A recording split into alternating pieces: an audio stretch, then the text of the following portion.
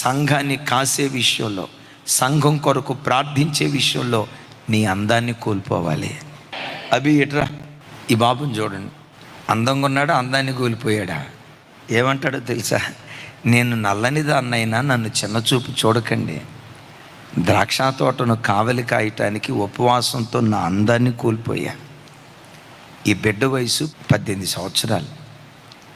మేమందరం ఉపవాసం ఉన్నామంటే సేవకురాలు ఏం చెప్పారంటే, పిల్లలు వచ్చి కొంచెం వద్దులే, 20 సంవత్సరాల్లో పిల్లలు మీరు అంత ఉండలేరులే, వద్దులే, మీరు భోజనం చేయండి అని చెప్పారు. ఆ పిల్లలు ఏమన్నారు తెలుసా? ప్రత్యేకంగా వీడికి పేరు పెట్టింది నేనే. వీళ్ళ ఊరు వెళ్ళి వాళ్ళ నాన్న మా అబ్బాయికి పేరు పెట్టడానికి మీరు మా ఊరు రావాలన్నారు. చింతల విశ్వాసులు వాళ్ళ ఊరు వెళ్ళి ఈ పిల్లోడికి పేరు పెట్టి, సరే సేవకు వచ్చాడు. చిన్నపిల్లోడు కదా, ఇంట్లో ఉండాల్సిన వయసు, బ్యాగ్ తగిలించుకొని స్కూల్కి కాలేజీకి వెళ్ళాల్సిన వయసు. వద్దొద్దు, నువ్వు ఉపవాసం ఉండదు చిన్న అంటే ఏమన్నాడు తెలుసా? అన్న, 50 సంవత్సరాల వయసులో మీరున్నప్పుడు 18 సంవత్సరాలు నేను ఉండకపోతే ఎట్టన్నా, నేను కూడా ఉంటానా అన్న అన్నాడు. సరే ఉంటే ఉన్నావురా, మొదటి వారం రోజులు ఉపవాసం ఉండు, తర్వాత వారం రోజులు ఫుల్గా తిను, మరలా చివరి వారం ఉపవాసం ఉండన్న.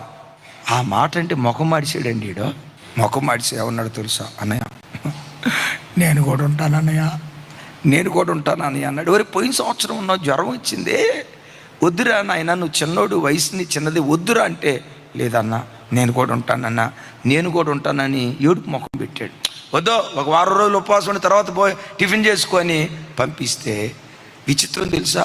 ఆ రోజు భోజనం చేయకుండా ఫెయితోలో ఉపవాసం ఉండి ప్రార్థన చేసుకున్నాడంట. ఏమన్నా తెలుసా? ఎట్టాగైనా నేను ఉపవాసం ఉండేటట్టుగా, అన్న అక్క అంగీకరించేటట్టుగా, దేవా అన్న అక్క మనసు మార్చు నాయన, ఫరో హృదయం మార్చినట్లుగా అన్నోళ్ళ హృదయం మార్చాయి అని ఏమని ప్రార్థన చేశాడో. తర్వాత పిలిచి, సార్ నువ్వు ఉంటానంటే మేమెందుకు వద్దంటావు నాయన, నువ్వు ఉండాలనుకుంటే ఉండు అంటే ఏమన్నాడు తెలుసా? మీ మనసు మార్చేటట్టుగా నేను ప్రార్థన చేశాను అన్న. అయ్యుడు మావులోడు కాదు. ఇంకో మాట చెప్పంటారా?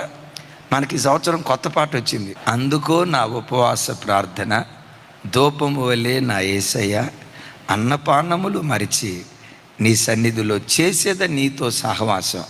ఆ 2 లైన్లోనే ఈ బిడ్డ రాసింది.